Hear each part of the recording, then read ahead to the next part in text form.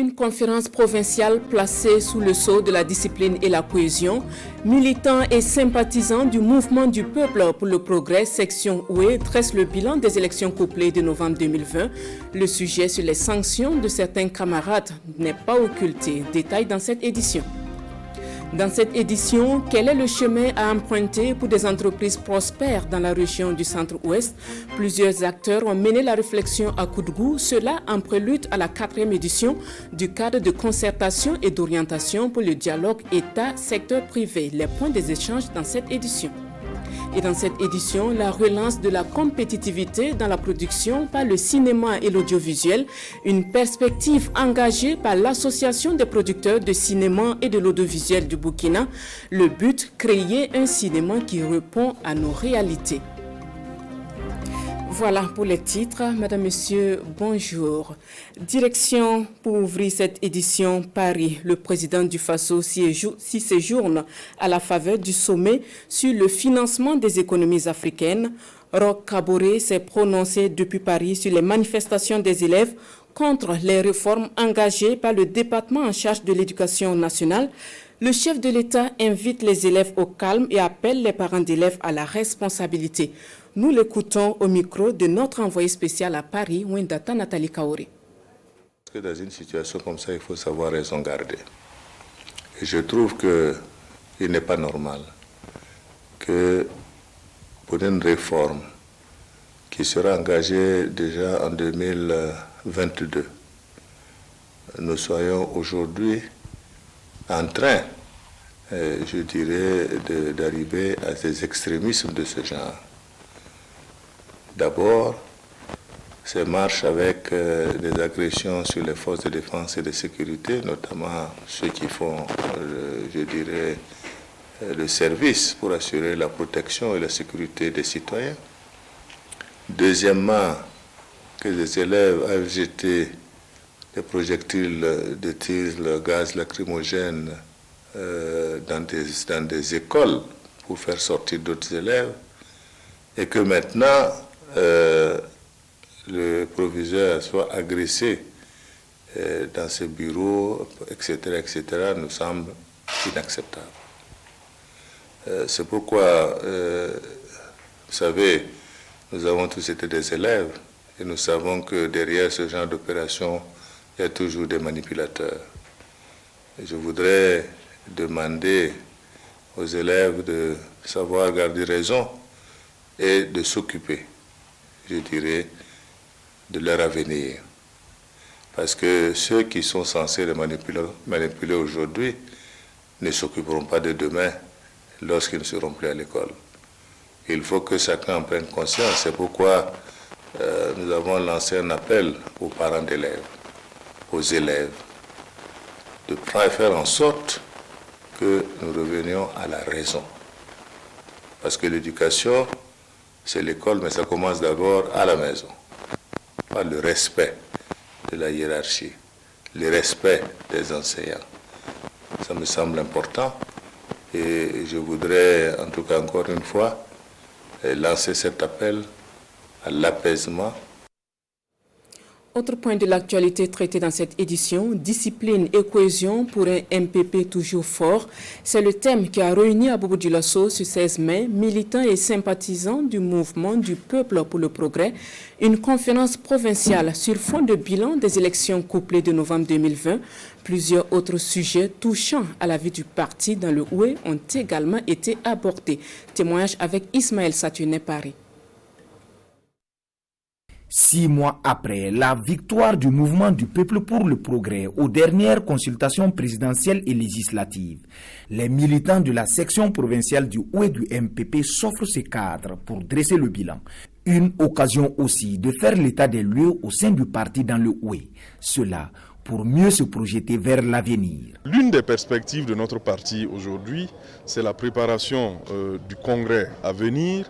Et donc, il était tout à fait normal pour un parti organisé que nous allions vers les différents cadres qui animent les structures dans les communes, dans les provinces et dans les régions pour ensemble faire le bilan de la vie de notre parti, faire également le constat, permettre au parti de dégager des recommandations fortes afin de continuer à maintenir et renforcer l'unité et la cohésion. Les échanges sont à bâton rompu à cette conférence.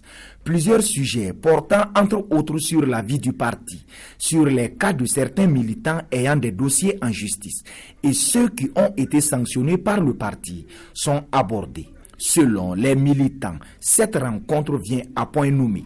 La conférence provinciale sera l'occasion, la tribune, où nous allons vraiment faire une introspection profonde, voir nos forces, élever aussi nos faiblesses et proposer des solutions, en tout cas pour que nous puissions les appliquer et sortir toujours gagnants. Ces temps-ci, le paysage politique est en reconfiguration et donc il faut aussi anticiper sur les choses. Et cette conférence est l'occasion pour nous en tout cas de nous regarder en face, de nous dire la vérité et d'aller de l'avant, main dans la main, pour un MPP toujours plus fort. La conférence provinciale du MPP dans le Oué, 4e du genre, est placée sous le thème « Discipline et cohésion sociale pour un MPP plus fort ». Et les militants veulent faire de cette discipline et la cohésion sociale le leitmotiv de leur parti. Le plan national de développement sanitaire 2021-2020 est arrivé à son terme et la rédaction d'un nouveau référentiel est en cours. L'équipe chargée donc de la rédaction de ce nouveau référentiel s'est réunie ce 17 mai à Bobo-Dioulasso pour amender et valider ce document sur la situation sanitaire au Burkina pour la période 2021-2030. Hassan Gourabou et Ismaël Satuné Paris. Au cœur de cet atelier, le PNDS, le Plan national de développement sanitaire, les participants vont amender et finaliser le document qui servira de référentiel en matière de santé au Burkina Faso pour la période 2021-2030. Et il est attendu des échanges fructueux pour la finalisation du document. Depuis le mois de février, nous avons lancé les activités qui consistent en beaucoup de réunions de concertation pour pouvoir faire le bilan des 10 dernières années passées. Et nous voulons maintenant finaliser l'analyse de la situation. À partir de là, on va décider les priorités pour les 10 prochaines années. Pendant 5 jours, plusieurs sujets ou thématiques seront sur la table des échanges. L'objectif à la fin est de fournir un document qui puisse prendre en compte les réalités du terrain et surtout refléter les aspirations de toutes les parties prenantes. Ça va tourner autour des infrastructures sanitaires de qualité et en quantité aussi, autour de l'organisation de l'offre de soins pour qu'elle soit améliorée, la bonne collaboration aussi avec tous les acteurs afin qu'on ait une mise en œuvre réussie et riche des actions sanitaires.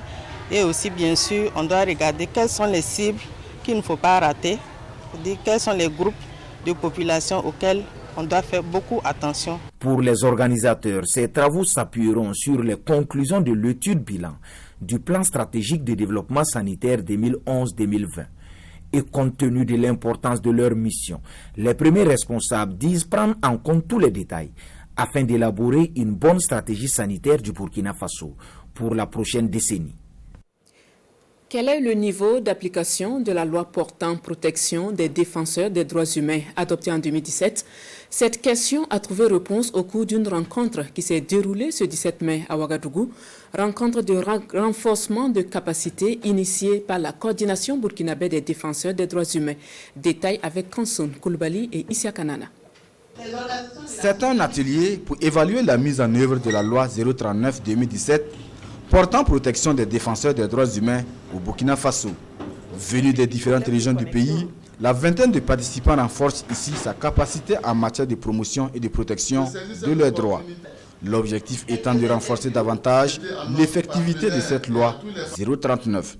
Cet atelier va nous permettre donc et permettre à l'ensemble des défenseurs des droits humains d'évaluer la mise en œuvre de cette loi, voir à quel stade on est après pratiquement 4 années d'adoption de la loi, les difficultés auxquelles les défenseurs des droits humains sont confrontés et surtout proposer donc des stratégies pour renforcer donc l'effectivité de la loi et la protection des défenseurs des droits humains dans notre pays. Cet atelier dure 2 jours et se veut une tribune pour évaluer la mise en œuvre concrète de la loi par ces défenseurs des droits humains. Un accent particulier sera surtout mis sur le partage d'expériences. Il y a des interrogations. Est-ce que d'abord, les défenseurs se sont appropriés la loi? Est-ce qu'elle est suffisamment vulgarisée? Est-ce que ceux qui de Falankutu ou bien de Wolongoto savent même qu'il y a une loi qui les protège? Depuis 4 ans que la loi existe, est-ce qu'il y a eu des cas d'utilisation de cette loi? Soit dans les plaidoiries, soit dans les conférences, les juges, les magistrats, les avocats. On va interroger. Cet atelier bénéficie de l'accompagnement du Bureau international des droits de l'homme basé à Genève, en Suisse. Un partenaire qui, au cours de cette rencontre, va partager son expérience en matière de protection des défenseurs des droits humains. Des entreprises prospères et durables pour le compte de la région du Centre-Ouest. Sujet au centre d'une rencontre entre élus locaux, acteurs du monde des affaires et quelques membres du gouvernement ce 17 mai à Koudougou. C'est une activité qui s'est tenue en prélude à la 4e édition du cadre de concertation et d'orientation pour le dialogue État-secteur privé. La synthèse des échanges avec Salifou Belem et Estelle Judith Assogba. Je déclare lancer les rencontres régionales État-secteur privé 2021 et ouverte la rencontre régionale État-secteur privé du Centre-Ouest. Le ministre de l'Industrie, du Commerce et de l'Artisanat donne ainsi le ton.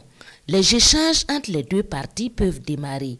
D'un côté, 9 membres du gouvernement et de l'autre, les acteurs du secteur privé de la région du Centre-Ouest. C'est la 4e fois consécutive que se tient ces rencontres et pour la présente édition, il s'agit pour les deux parties de trouver ensemble des voies et moyens pour la relance des activités économiques durement éprouvées par les crises sécuritaires et sanitaires. Depuis la survenue du Covid-19 au Burkina Faso, le monde des affaires a été durement éprouvé. Plus d'échanges commerciaux avec la fermeture des frontières, il faudrait donc que l'État prennent des mesures fortes pour nous soulager.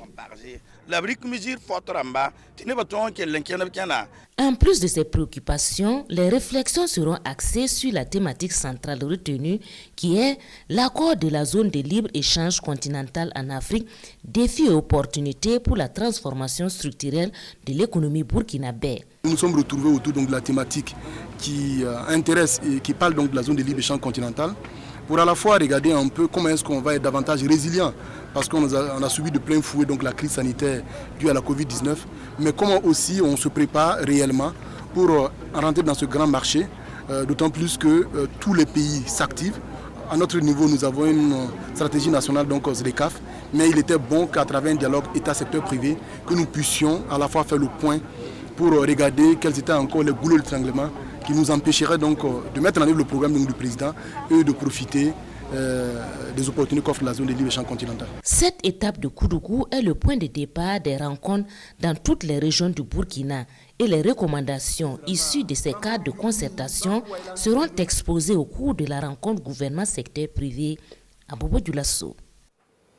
Cap à présent sur Dakar. Au 2e jour de son séjour sénégalais, la délégation du ministère de la Communication a eu 2 rencontres. La première avec les responsables des questions de financement des productions audiovisuelles et la seconde dans les locaux du Centre d'études des sciences et techniques de l'information.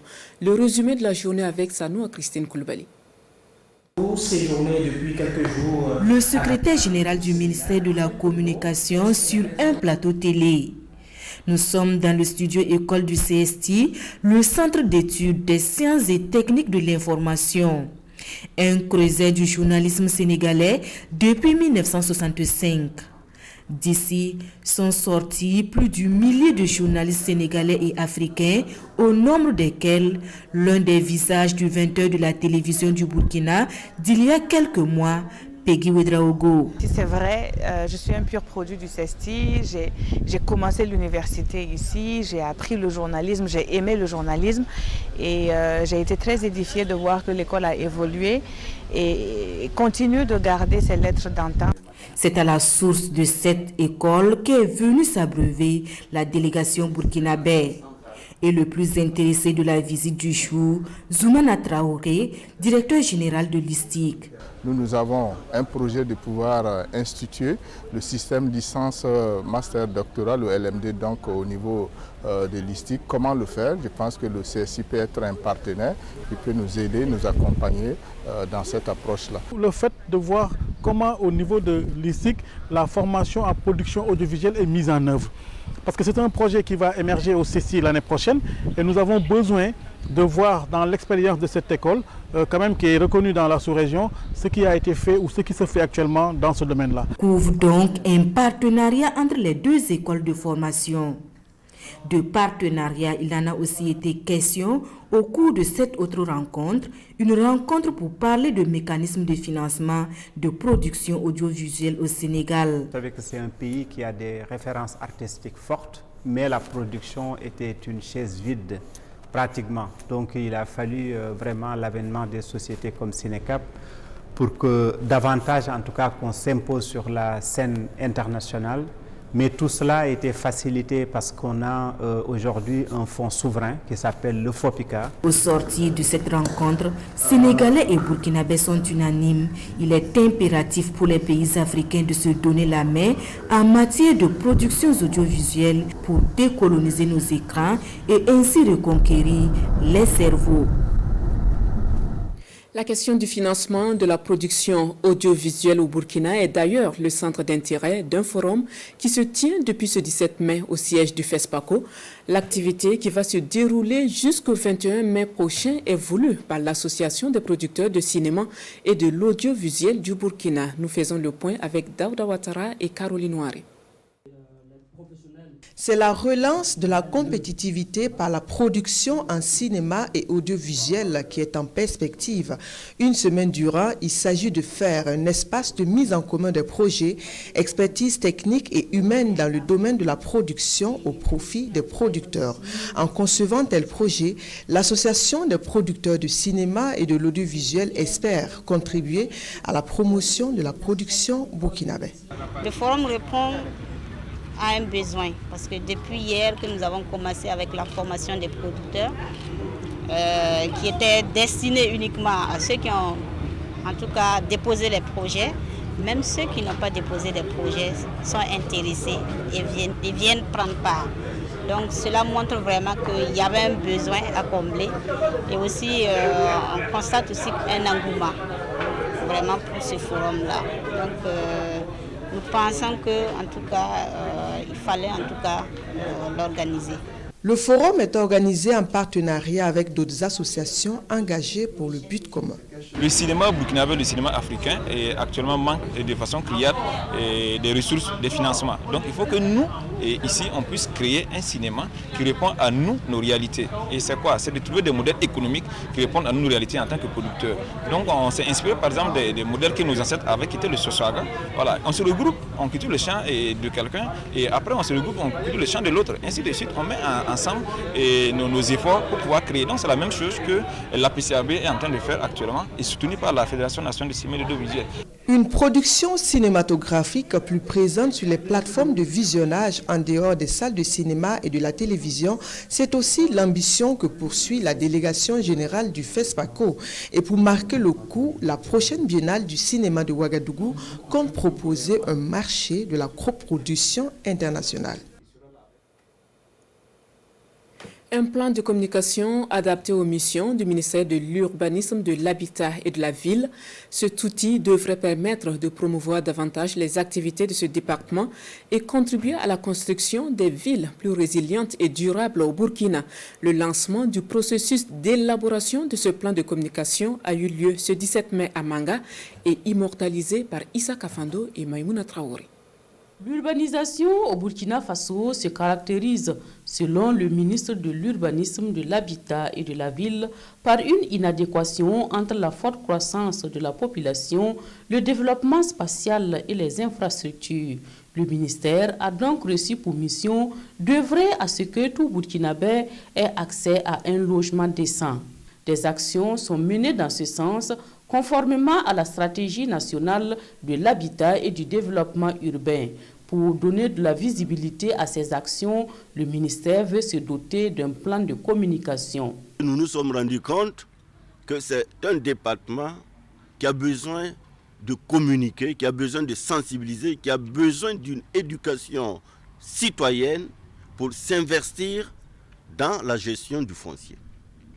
Vous voyez, ces derniers temps, ça tire à U et à Dia, il y en a qui sont manipulés, qui ne savent même pas que la terre est une ressource naturelle. Il faut qu'on gère à bon escient le foncier et cela passe par la communication. Voilà pourquoi nous nous sommes retrouvés ici.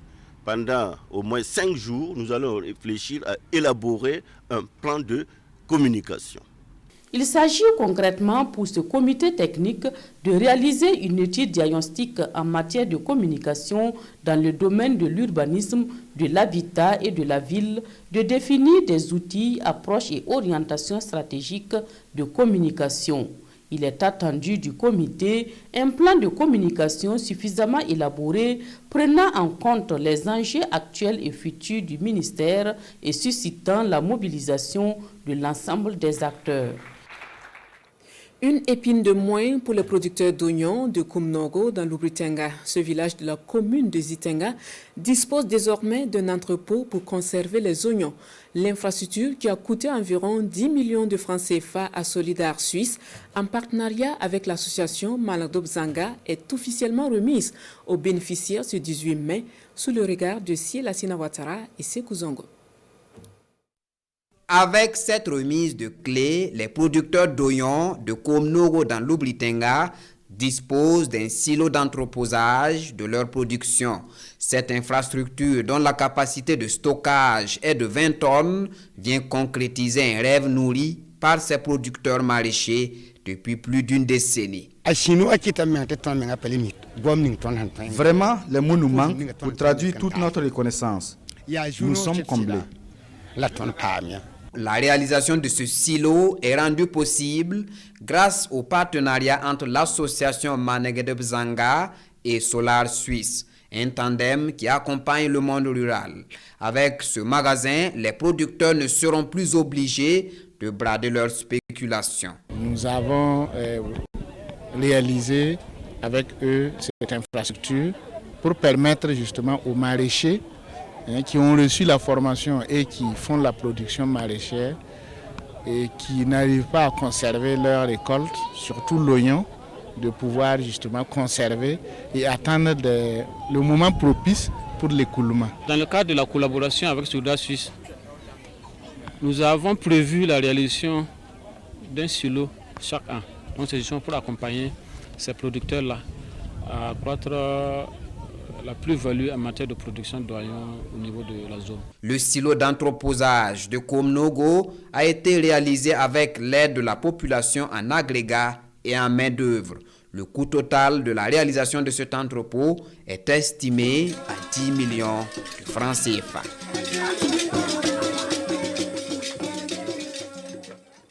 La colère de l'UNAPOL, le coup de filet de la gendarmerie de Ziou qui a permis de mettre en état de nuire des présumés délinquants et les échauffourées entre musulmans à Banfora sont entre autres actualités qui dominent les parutions du jour. La revue de presse est signée Boukari Ouedraogo. Chaude journée à Diarabakoko, à une vingtaine de kilomètres de Banfora, nous apprend le journal Bobolé l'Express du Faso. Des échauffourées ont éclaté entre deux communautés musulmanes, ansardines et sunnites. Selon les dires du journal qui a donné la parole aux deux partis, tout serait parti de la présentation d'un prêcheur de Ansardine à leur imam, voisin direct de l'imam sunnite. Confusion pour confusion, les deux parties se sont rentrés dedans et celui qui paye le prix fort selon l'Obs, c'est le guide religieux Seydou Soulaman, copieusement passé à tabac. Toujours est-il, selon l'Obs, que le calme est présentement revenu et la ville a repris son cours normal. À Kalmi, à Banfora, mais du côté de Ouagadougou précisément, au ministère de la Sécurité, le temps monte, nous apprend le pays. Les griefs formulés à l'encontre du ministre des tutelles Ousseini Compaoré par UNAPOL sont nombreux et se résument à la réintégration des sous-officiers de police licenciés en octobre 2019, l'insuffisance de l'armement et des équipements de combat et enfin la baisse du taux de carburant servi. En attendant la prise en compte de leurs préoccupations, les hommes détenus continuent de faire des exploits et nous sommes bien à Ziou, où la gendarmerie a sonné la fin de parcours de présumés délinquants. Ce coup de filet de la gendarmerie permettra de conduire les 10 présumés délinquants devant le tribunal de grande instance de Manga. En attendant de voir lui aussi le balai des présumés bandits, le tribunal de grande instance de Ouagadougou ouvre officiellement ses portes, nous dit le quotidien de Tassidoya. Un bâtiment R+2 qui, en plus de désengorger le tribunal de grande instance de Ouaga 1, permettra de rapprocher la justice du justiciable. Un justiciable blanchi par le tribunal administratif donne de la voix dans le journal Le Quotidien. Jérémy Savadogo, le maire de l'arrondissement 10 de Ouagadougou, voit derrière la circulaire du ministère en charge de la décentralisation demandant la démission des conseillers municipaux et régionaux, une volonté manifeste de leur mort politique. Dans le pays, il affirme sans détour que c'est tout simplement des règlements de compte concertés et Jérémy Savadogo va plus loin dans l'Express du Faso en affirmant que cette action du gouvernement n'est rien d'autre qu'une vengeance et a tout simplement dans Aujourd'hui au Faso invité le gouvernement à se ressaisir au plus vite en arrêtant son processus de remplacement des conseillers municipaux. Et c'est la fin de cette édition de la mi-journée. Merci de l'avoir suivi. La version de l'information en langue nationale, c'est à partir de 14h. Bon après-midi à tous.